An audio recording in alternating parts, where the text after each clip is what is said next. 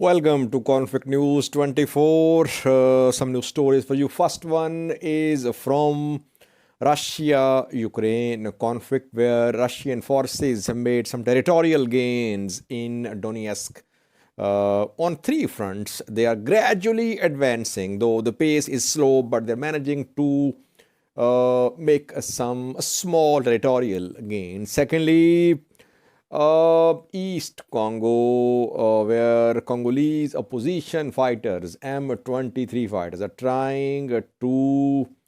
They were trying to capture new territories in East Congo. Then a ceasefire was put in place, and M23 agreed to withdraw from area under their control. But now, resumption of fighting is being reported on one front. And thirdly, viewers, Japan is going to spend 320 billion US dollars in the next 5 years to purchase all types of modern weapons, including long-range missiles, drones, submarines, jets, and all types of other weapons to equip its self-defense force to counter regional threats.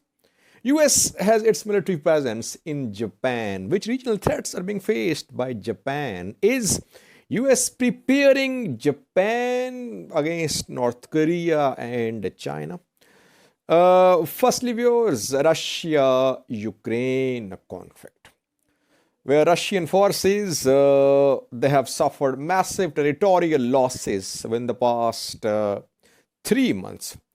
Now they have set up new defense lines from where they're gradually starting their advance. Pace of advance is extremely slow, but Russians have set up new defense lines which indicate they are now prepared for a long war. They're not hoping a quick victory, a quick capture of Kiev, like they were hoping in February when they stormed Ukraine and they tried to reach Kiev. Now they are prepared for a long war. From three fronts, we have some updates for you. Firstly, Donetsk city. Close to Donetsk city, Russians have been trying to take control of places like Marinka. And now it is being confirmed that more than 50% of Marinka is under Russian control. Town destroyed, partially destroyed. Ukrainian forces still in Marinka, but Russians are gradually taking control of Marinka. Secondly, Soledar. Soledar to the east and north of Bakhmut is the place towards which Russians have been trying to advance. And now they have captured a key town to the northeast of Soledar. The name of this town is Yakovlevka. Yakovlevka is just 4 kilometers away from Soledar.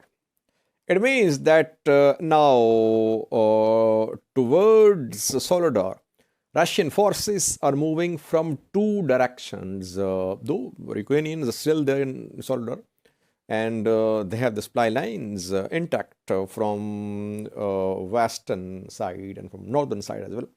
But gradually, Russians are trying to move closer to Soledar. Same is happening on Bakhmut front, where Russians made some gains a few days ago to the south of Bakhmut, and there Russian forces have crossed Ozyanivka, and they have crossed this channel, and they are gradually trying to consolidate their gains to the east and to the south of Bakhmut. Still, Ukrainian forces are in Bakhmut. Why is Bakhmut important? Bakhmut is very strategic, viewers. For Sloviansk, for Severodonetsk,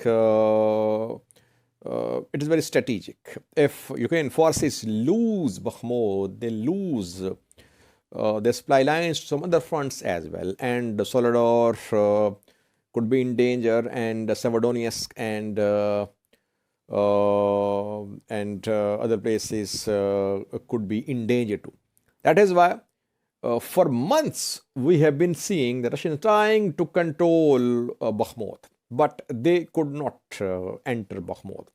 Now they are making some gains to the east and south of Bakhmut.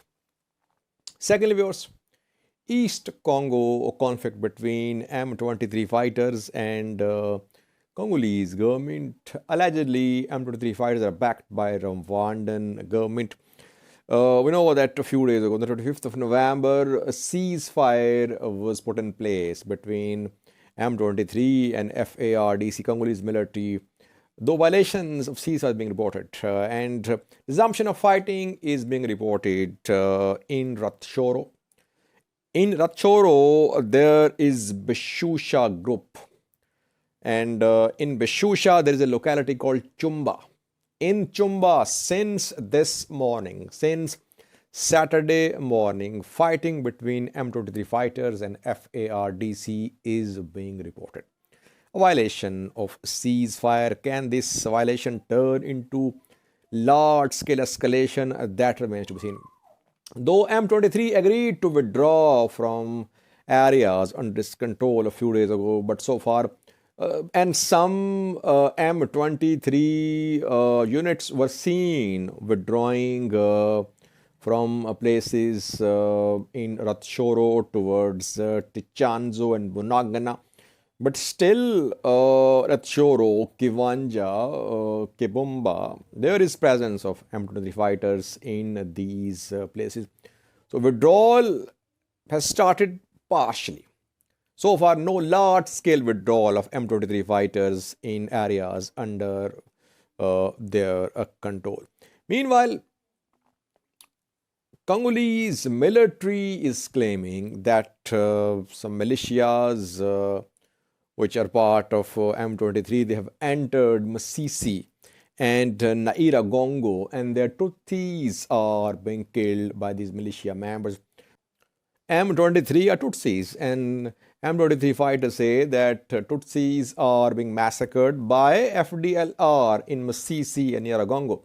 But FARDC says that Tutsis are being killed by Tutsi M23 fighters to put the blame on FARDC and others. So both sides are accusing each other of killings in Masisi.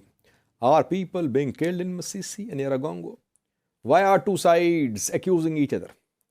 And they're not sharing any details. How many have been killed? Where were they killed? No details. But both are accusing each other of killing ethnic Tutsis in Masisi and Nairagongo. Lastly, viewers, Japan. Japan is going to increase its military spending.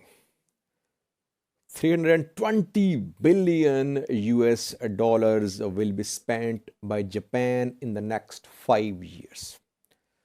Third largest military spending in the world after US and China. Japan wants to buy all types of weapons, long-range missiles, air defense systems, submarines, jets, drones. Japan has military, around 250,000 active members of this military, called Japan Self-Defense Force. US has its military presence in Japan. After the Second World War, Japan renounced war, but Japanese military existed. Though perception is that Japan does not have military. It does have military. Interestingly, US was against military capabilities of Japan when the Second World War came to a close. Now, US is backing Japan's increased military spending. Why? Because the two rivals close to Japan are North Korea and China. Both are US rivals. Japan's rivals as well. A few days ago, if you remember, a video when North Korea fired some ballistic missiles which flew over Japan. China also condemned this increased military spending by Japan. US backs Japan, US military presence in Japan, and China, North Korea, allies, they are against Japanese military expansion. It means US is preparing Japan in the case of confrontation between China and US. China and Japan, North Korea and US, North Korea and Japan. And Japanese self-defense force is going to turn into one of the largest militaries, one of the most advanced militaries in the region if Japan succeeds in spending 320 billion US dollar on its military in the next 5 years. It would be around 2% of Japanese GDP. US has welcomed this move from Japanese government. China is condemning.